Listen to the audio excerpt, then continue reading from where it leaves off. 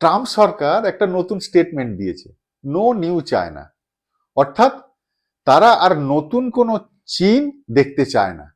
এই স্টেটমেন্টটা অবশ্যই ভারতের জন্য, কারণ তারা পরিষ্কার জানিয়েছে ভারতের যে অর্থনৈতিক অগ্রগতি সেটা তারা ভালো চোখে দেখছে না, তারা এটাকে যেভাবেই হোক থামাবে। কিন্তু দেখুন, ভারতের এই অর্থনৈতিক অগ্রগতি আজ থেকে তো চালু হয়নি, এটা তো বেশ কয়েক বছর আগের থেকেই চালু হয়ে গেছে। তাহলে আজকের দিনে দাঁড়িয়ে যখন আমেরিকা ইরানের সাথে যুদ্ধ করছে, সেই পরিস্থিতিতে কেন হঠাৎ এই ধরনের বিবৃতি দিল? তো একজন সাধারণ মানুষের সাধারণ বুদ্ধি যেটা বলে সেইটা আমি আপনাদের সামনে রাখার চেষ্টা করছি।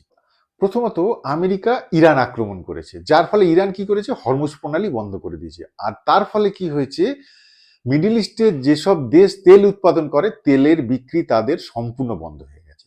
আর এদিকে সেই দেশগুলো আমেরিকার সাথে চুক্তি করে রেখেছে যে আমেরিকা তাদের সামরিক সুরক্ষা দেবে, তার বদলে এই দেশগুলো কি করবে, তাদের তেল বিক্রি করে যে মুনাফা হয় তার অধিকাংশটাই তারা আমেরিকাতে ইনভেস্ট করবে। এখন সেই দেশগুলো দেখছে তারা তো অলরেডি আমেরিকাতে ইনভেস্ট করে বসে আছে, অথচ ইরানের সাথে যুদ্ধের ফলে কি হচ্ছে, আমেরিকা তাদের সুরক্ষা দিতে পারছে না, ইরান তাদের মেরে চলে যাচ্ছে।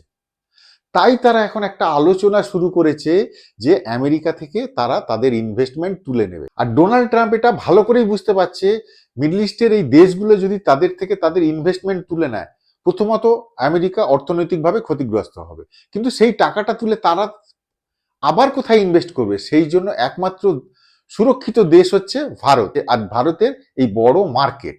দ্বিতীয়ত, আমেরিকা ইরান যুদ্ধ পরিস্থিতিতে ডোনাল্ড ট্রাম্প ভালো করে জানে চায়না এর সুযোগ ওঠাবে, কারণ চায়না তাইওয়ানের সাথে বরাবর একটা কনফ্লিক্টে জড়িয়ে আছে। আর এই সুযোগে চায়না কি করবে, তাইওয়ানের উপরে কবজা করার চেষ্টা করবে।